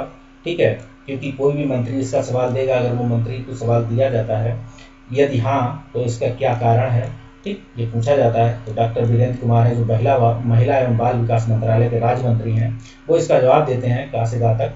कहते हैं मंत्रालय ने राष्ट्रीय बाल कार्य योजना का विकास 2016 का विकास किया है। ठीक है, राष्ट्रीय बाल कार्य योजना कि ये बाल कार्य योजना 2016 का विकास किया है। ये ज़्यादातर जो विभिन्न मंत्रालयों विभागों की विद्यमान योजनाओं एवं कार्यक्रमों पर आधारित है। इसमें मंत्रालयों क्या है, विभागों, अन्य सरकारों तथा संघ राज्यों और क्षेत्रों प्रशासन के अभिसरण एवं समन्वय के लिए रूपरेखा का प्रावधान है। यह बच्चों की बहुआयामी कमजोरियों को दूर करने के लिए हितधारकों के समूहक कार्रवाई को प्रोत्साहित करती है। राष्ट्रीय बाल विकास योजना 2016 बच्चों के अधिकार को प्राथमिकता के 4 प्रमुख क्षेत्र माने गए हैं। ये आप याद रखिएगा, ये आपसे यूपीएससी या कहीं पूछा जा सकता है। राष्ट्रीय बाल विकास कार्य योजना 2016 कौन सन में आई विकास योजना, तो ये 2016, तो ये याद रखेंगे। इसलिए मैंने ये डाला कि ऐसे तो संसद सदस्य सवाल पूछता है और मंत्री उसका उत्तर देने के लिए किस प्रकार का ब्यौरा देता है, वो प्रक्रिया को भी आपको दिखाया। तो बच्चों के अधिकार से प्राथमिकता के 4 प्रमुख क्षेत्र हैं, अर्थात उत्तरजीविता और स्वास्थ्य पोषण। ये बाल विकास, राष्ट्रीय बाल विकास जो कार्य योजना है 2016, इसका क्षेत्र है कि उत्तरजीविता, स्वास्थ्य एवं पोषण, शिक्षा एवं विकास, संरक्षण, भागीदारी में वर्गीकृत करती है। ये 4 एरियाज बांटे गए। विभिन्न रणनीतियों के कार्यान्वयन के लिए प्रमुख कार्यक्रमों, योजनाओं और नीतियों और हितधारकों से चिन्हित किया गया है। आपको यहाँ पे आज एक चीज और बताना चाहूंगा कि आप कोई भी चीज ये मत सोचिएगा ये तो हिस्ट्री का पार्ट है और हम पॉलिटी में क्यों पढ़ रहे हैं, ये ज्योग्राफी का पार्ट है, हम हिस्ट्री में क्यों पढ़ रहे हैं, या इकोनॉमी में क्यों पढ़ रहे हैं, या ये साइंस का पार्ट है तो हम इसे ज्योग्राफी में क्यों देख रहे हैं। क्योंकि बहुत सारे ऐसे क्वेश्चन आते हैं कि वो ज्योग्राफी का क्वेश्चन रहेगा और वो इकोनॉमी वाली एनसीईआरटी से उठा के दिखाएंगे, और जब लोग देखते हैं उस क्वेश्चन को कि ये तो एनसीईआरटी से नहीं पूछा गया है, ये तो कहीं और किताब से पूछा गया है। ऐसे कई बार यूपीएससी और स्टेट पीसीएस कमीशन जो होते हैं वो बहुत सारे क्वेश्चंस इस तरीके से बहुत सारी एनसीईआरटी में मिल जाएंगे जो उस सब्जेक्ट से रिलेटेड नहीं है, लेकिन वो क्वेश्चन वहाँ से बनता है तो वो क्वेश्चन वहाँ से पुट आउट करते हैं, जिसे लगता है कि हमारी इस एनसीईआरटी में क्वेश्चन है नहीं। ऐसे आपको आगे दिखाएंगे। जैसे अब ये देखिए, आप राष्ट्रीय बाल विकास कार्य योजना, ठीक, कई बार किसी पीसीएस में एग्जाम में पूछा गया हो सकता है राष्ट्रीय विकास कार्य योजना आपको इकोनॉमी की किताब में एनसीईआरटी में ना मिले, हो सकता है और किताब में ना मिले, लेकिन आपको यहाँ दिख रहा है। तो इस चीज़ का भी आप ध्यान रखें कि एनसीईआरटी के बहुत सारे बॉक्स, बहुत सारे बूझो और पहेली वाले क्वेश्चन आपको क्या करेंगे, आपके अंदर एक तो विजुअलाइजेशन, क्वेश्चन पूछने की क्षमता, तार्किक क्षमता का विकास करते हैं। इसलिए नई किताबों में क्या है, इन चीज़ों को इम्प्लिसिट किया गया है, जोड़ा गया है, इन चीज़ों को देखा गया है। तो आप इस तरीके से भी एनसीईआरटी को देखना शुरू करें और अपना आंसर दें। संसद के प्रश्नों से सरकार को भी महत्वपूर्ण फीडबैक मिलता है। ठीक है, सांसदों के प्रश्न से क्या होता है, सरकार को फीडबैक मिल जाता है कि देश की जनता आखिर क्या चाह रही, देश की जनता की क्या समस्याएं हैं जिस पे वो नहीं पहुंच पा रही।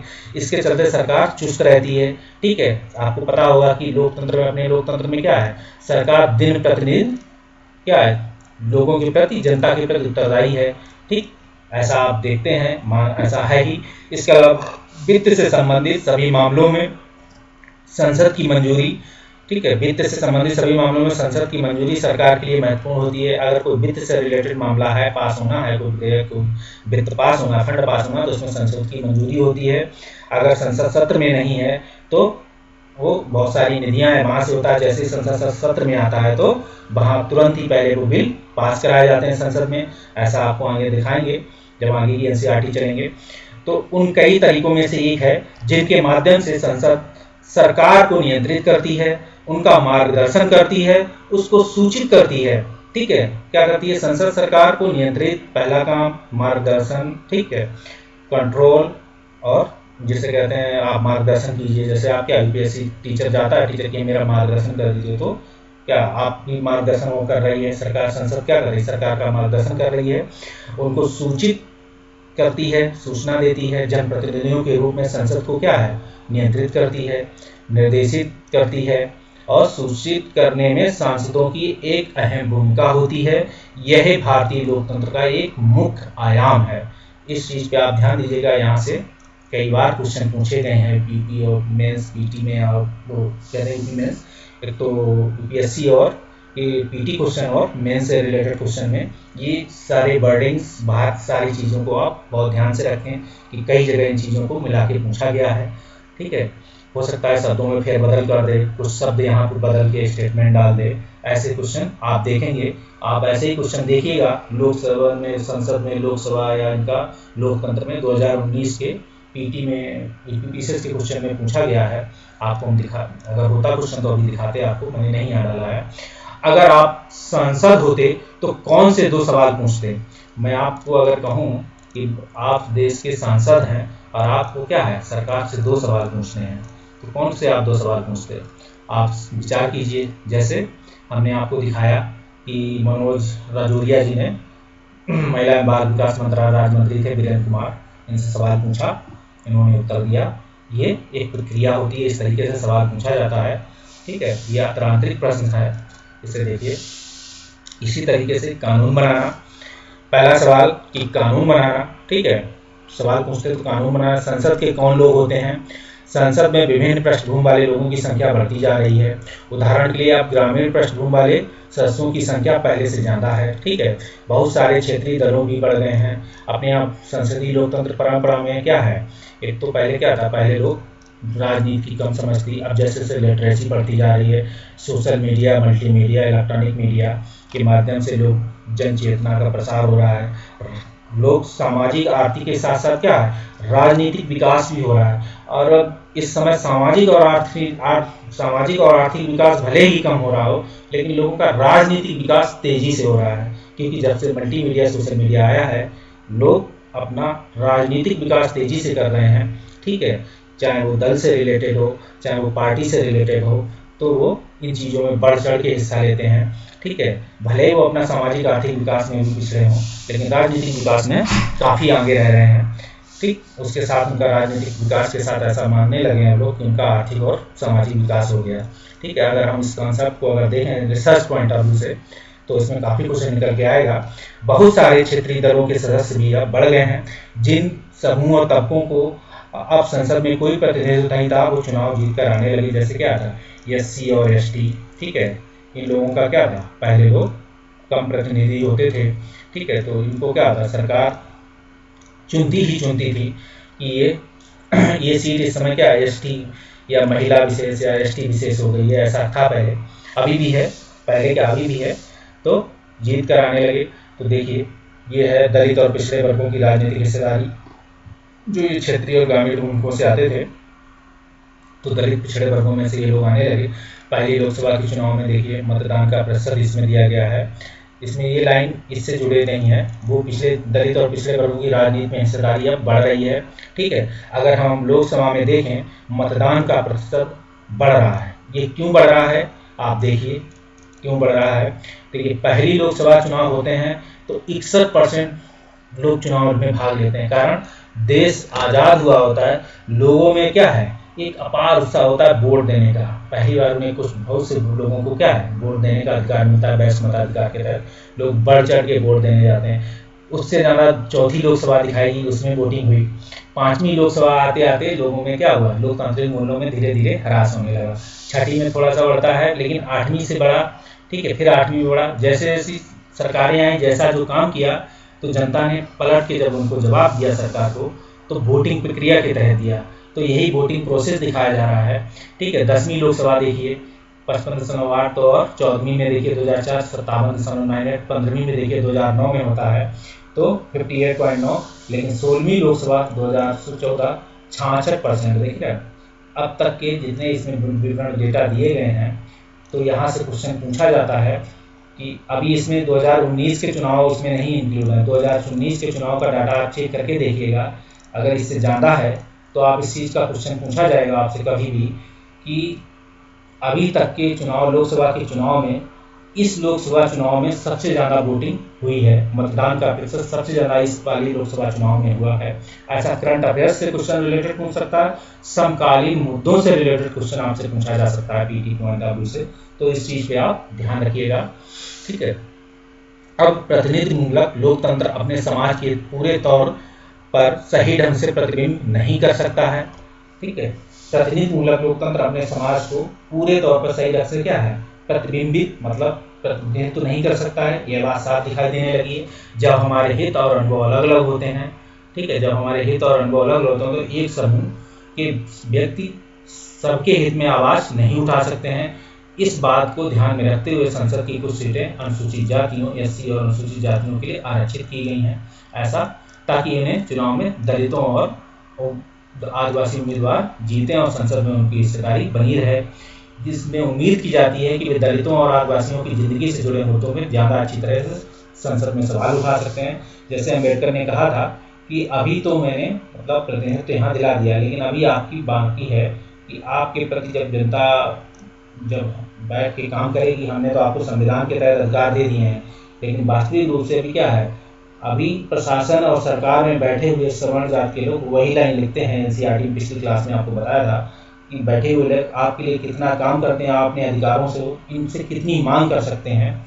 ठीक है, तो आपको इसमें सचेत और जानकारी रहनी चाहिए, आप शिक्षित हो जाइए, इन चीज़ों अपने अधिकारों की मांग करना सीख जाइए, जिससे वो आपको अधिकार वापस दे सकें। तो ये चीज़ अम्बेडकर अपने बोलते हैं अपने भाषण में, आपको पिछली क्लास में बताया था उनके शब्दों में। तो आदिवासियों से जुड़े मुद्दों को ज़्यादा अच्छी तरीके से संसद में उठा सकते हैं हम, क्योंकि सभी लोग जिस एरिया से आते हैं तो अपनी एरिया का प्रतिनिधित्व अच्छी तरीके से जानते हैं। इस प्रकार के हाल में महिलाओं की सीटों का भी आरक्षण सुझाव पेश किया गया। ठीक है, आपको पता है जब मनमोहन सिंह की सरकार थी, यूपीए गवर्नमेंट 2 आई, तो क्या हुआ, यूपीए गवर्नमेंट 2 में संसद भवन में महिलाओं की रिजर्वेशन, संसद की सीटों के आरक्षण का मुद्दा पेश किया गया, जो बहस बहुत पहले से जारी थी। उसे क्या हुआ, उसे राज्यसभा में पेश किया गया, ना कि लोकसभा में। राज्यसभा में पेश होने का वो विधेयक कभी ऐसा माना जाता कि विघटित नहीं होगा। कारण उसका ये है कि राज्यसभा कभी भी मतलब विघटन नहीं होता है, इसलिए वो विधेयक राज्यसभा में पेश किया गया है। ये क्वेश्चन आपसे पूछा जा चुका है, इस सवाल पर बहस जारी है। ठीक है, बहुत सारे पार्टियों ने क्या है, महिलाओं के आरक्षण पे विरोध में, जैसे समाजवादी पार्टी या अन्य 1-2 दलों में क्या हुआ, इस बात पे विरोध दर्ज करा कि हम ऑलरेडी क्या कर रहे हैं, महिलाओं को संसद में प्रतिनिधित्व दे रहे हैं। 60 साल पहले संसद में केवल 4% महिलाएं थीं। ठीक है, इस सवाल जान जाने कितनी बार स्टेटमेंट के तौर पे पूछा गया है। 60 साल पहले की बात कर रहे हैं कि जब आए होंगे तो 4% प्रतिनिधि महिलाएं थीं, आज उनकी हिस्सेदारी 11% से जरा ऊपर पहुंच गई है। ये दोनों लाइनें स्टेटमेंट के तौर पे पूछी जा चुकी हैं, इस चीज़ का बहुत ध्यान रखें। और आधी आबादी औरतों की है, ठीक, और मात्र 4%, अब 11%। ये साफ हो जाता है कि संसद में उनका बहुमत जगह कम मिल पाई है। जबकि ये भी बात सच है कि सेकेंड वर्ल्ड वॉर के दौरान, जब हमने पिछली क्लास में आपको बताया था, जब पुरुष विश्व युद्ध में भाग लेने चले गए थे, तो अमेरिका की बात करते हैं तो अमेरिका में क्या होता, अमेरिका में महिलाओं ने पुरुषों के काम करना शुरू किए। वहाँ भी सार्वभौमिक वयस्क मताधिकार नहीं था शुरुआत में। सेकेंड वर्ल्ड वॉर के बाद काफ़ी बार आगे चर्चा आएगी, किताब उसमें दिखाएंगे किस देश ने सार्वभौमिक मताधिकार सबसे अपने देश के लोगों को दिया। तो महिलाओं ने पुरुषों से ज़्यादा अच्छा काम किया, चाहे सरकारी हो, चाहे घर हो, चाहे जहाँ। तो उन्होंने फिर उसके जरिए अपनी मांग रखी और जन आंदोलन शुरू किया, और विश्व भर में इसके लिए मांग हुई। धीरे धीरे हर जगह महिलाओं को वयस्क मताधिकार मिले, महिलाओं के सारे अधिकार मिले, धीरे धीरे अभी भी जारी है लड़ाई जंग। तो यह बात साफ हो जाती है कि संसद में उनका बहुमत बहुत कम मिल पा रही है। इसी तरह के मुद्दों की वजह से आज हमारा देश कुछ मुश्किल और अनसुलझे सवालों से जूझ रहा है। ठीक है, सोचा जा रहा है कि लोकतंत्र का कैसा पहलू है जिसमें लोकतांत्रिक सदस्य या लोकतंत्र के मूल्यों को बढ़ावा देने वाली पार्टियां महिलाओं के प्रतिनिधित्व की बारी आती है तो लिंग भेद को मानते, लिंग भेद जैसे मूलाधिकार, लिंग भेद नहीं करेंगे, एक तरीके क्या है, संवैधानिक कानूनों का उल्लंघन कर जाते हैं। कह देते हैं क्या कि हमारी सरकार ऑलरेडी उनके साथ भेदभाव नहीं करती है, पार्टियां हमारी भेदभाव नहीं करती हैं, हमने ऑलरेडी क्या है, संसद में प्रतिनिधित्व दे रहे हैं अपनी पार्टी में, तो हमें उसकी ज़रूरत नहीं है लोकसभा में रिजर्वेशन की। क्या हमारी लोकतांत्रिक व्यवस्था वाकई प्रतिनिधित्वमूलक है, सवाल है या नहीं। ऐसे सवाल पूछ सकते हैं और उनके जवाब ढूंढने की कोशिश कर रहे हैं, या लोकतांत्रिक शासन व्यवस्था की ताकत और उसमें भारत के लोगों की आस्था को झलकती है। ठीक है, हम लोकतांत्रिक शासन व्यवस्था में की ताकत उसमें भारत के लोगों की आस्था को झलकाती है। ऐसे देखिए आप, जैसा अभी बताया। अब इसके कुछ अभ्यास प्रश्न हैं। देखिए, राष्ट्रवादी आंदोलन ने इस विचार का समर्थन किया कि सभी वयस्क को मत देने का अधिकार होना चाहिए। ठीक है, आपको अगर हम इस क्वेश्चन को कन्वर्ट करना चाहें कि सार्वभौमिक मताधिकार के मूल्य को समझते हुए राष्ट्रवादी आंदोलनकारियों ने इस बात का जोर समर्थन किया कि भारतीय संविधान के तहत सभी लोगों को सार्वभौमिक वयस्क मताधिकार का अधिकार मिलना चाहिए। क्या आप इस मत से सहमत हैं? विवेचना कीजिए। इस तरीके से क्वेश्चन में आप राष्ट्रवाद की तरफ को दिखा सकते हैं। फिर आप दिखाएंगे कि जब आंदोलन हुआ तो इसमें कैसे कैसे लोगों ने भाग लिया। फिर आप विवेचना कर रहे हैं तो आप ये भी दिखाएंगे कि अभी कहाँ नहीं मिल पाया इनडायरेक्टली, अभी जहाँ मत देने का उनको अधिकार है, जहाँ उनको ज़रूरत है, अभी पर्दे के आड़ में अभी कुछ अधिकार बचे हैं से जो नहीं देते हैं लोग, वो भी दिखाना ज़रूरी है। आप दिखाएंगे जैसे क्या है, अभी लोकसभा का मुद्दा क्या था कि महिलाओं को प्रतिनिधित्व नहीं मिल रहा है तो उनको वहाँ प्रतिनिधित्व मिलना चाहिए। जैसे बहुत सारी महिलाएं घरों में काम करती हैं, उनको वो कार्य नहीं माना जाता है, ठीक, उसका भी क्या है, एक तरीके की वो उनकी ड्यूटी मान ली जाती है। तो इस क्षेत्र में भी देखना चाहिए कि ये उनके अधिकारों का उल्लंघन है। ठीक है, अगर देखा जाए तो अभी सार्वभौमिक जो है वयस्क मताधिकार के तहत ऐसी सीटें आप देख लीजिए, कुल सीटें कितनी हैं? 543 सामान्य सीटें ये हैं, अनुसूचित जाति की 84 सीटें हैं। ये क्वेश्चन बाकायदा पूछे गए हैं पीटी में, इसलिए मैंने ये डाले हुए हैं। आपसे ये नहीं पूछा जाएगा सामान्य सीटों की संख्या कितनी है, आपसे पूछा जाएगा किसी भी पीटी पॉइंट ऑफ व्यू से क्वेश्चन कि भारत में अनुसूचित जाति की लोकसभा क्षेत्रों की संख्या कितनी निश्चित की गई है, तो ये 84 है। ये अनुसूचित जाति के 47 स्थान जो है रिजर्व हैं। ठीक है, रोटेशन बेस चलते रहते हैं अलग अलग समय में अलग अलग जगह, ये भी देखिए। अगर आपको बहुत ज़्यादा सोच चाहिए तो www.eci.gov.in पे आप इसको चेक कर सकते हैं। अब चलिए, अध्याय 2 पढ़ा था आपने, प्रचलित भारत में प्रचलित संसदीय व्यवस्था में 3 स्तर होते हैं। बताइए कौन कौन से होते हैं संसदीय व्यवस्था में, संसद में? तो एक तो क्या हो गया, एक स्तर केंद्र सरकार, दूसरा स्तर विभिन्न राज्य विधायकों राज्य सरकारों, ठीक है, और तीसरा स्तर आपको पता होना चाहिए कौन सा, पंचायत, जो अपने यहाँ मिला है गांधी जी के मूल्यों के आधार आर्टिकल 40 का वकालत करते थे। उसी को धीरे धीरे हमारी संसदीय परंपरा या संसदीय लोकतंत्र में उसको जन्म हुआ 92 या 93 संशोधन के तहत। ठीक है, पंचायती राज आती है। तो प्रतिनिधियों से संबंधित सूचनाओं के आधार पर तालिका को भरें कि कौन सा से राजनीतिक दल अभी सत्ता में है। ठीक है, आप राज्य सरकार के नाम भर सकते हैं कि इससे क्या होगी, आप में राजनीतिक चेतना का विकास होगा, आप जानने की कोशिश करेंगे। आपके क्षेत्र में निर्वाचित प्रतिनिधि कौन कौन है, तो आप चेक करेंगे राज्य सरकार का आपका निर्वाचित प्रतिनिधि कौन है, किस पार्टी का है, क्या काम किया, अगर ये भी कर सकते हैं, या राज्य सरकार कौन किन मुद्दों पे काम करती है, ये चेक करने की कोशिश करेंगे। केंद्र सरकार का प्रतिनिधि है वो किन किन मुद्दों पे काम करता है, लोकसभा सांसद, ये भी जानिए। ठीक है, और इसी तरीके से कौन सा राजनीतिक दल विपक्ष में है।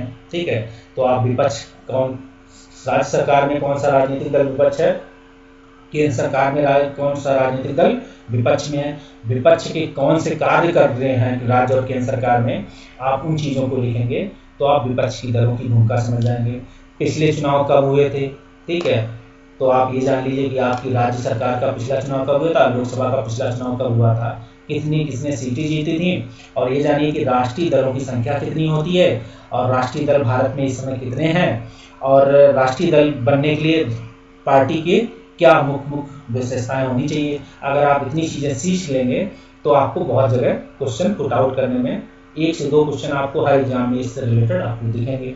अगला चुनाव कब होंगे, हर 5 साल बाद होते हैं, तो आप राज्य सरकार केंद्र सरकार का जो चुनाव जिस साल हुए उसमें 5 साल और जोड़ के 5वें साल चुनाव हो जाते हैं, 5 साल बाद नहीं 5वें साल चुनाव हो जाते हैं। राज्यसभा में कितनी महिला प्रतिनिधि हैं, इस समय राज्य में आपकी राज्य विधानसभा में कितनी महिला प्रतिनिधि हैं, किस पार्टी की सबसे ज़्यादा महिला प्रतिनिधि हैं, ये चेक करिए। केंद्र सरकार में देखिए कितनी महिला प्रतिनिधि हैं, ये क्वेश्चन बाकायदा पूछा जाता है। और इस समय शायद मुझे लगता है 63 या 64 समथिंग है, मुझे एग्जैक्ट डाटा नहीं पता, लेकिन 60 से एबव है, इतना मैं आपको बता रहा हूँ। ठीक है, कितना परसेंट है केंद्र सरकार राज्य सरकार में और कितना परसेंट है महिलाओं का प्रतिनिधित्व केंद्र सरकार में, इस चीज़ पे आप देखेंगे।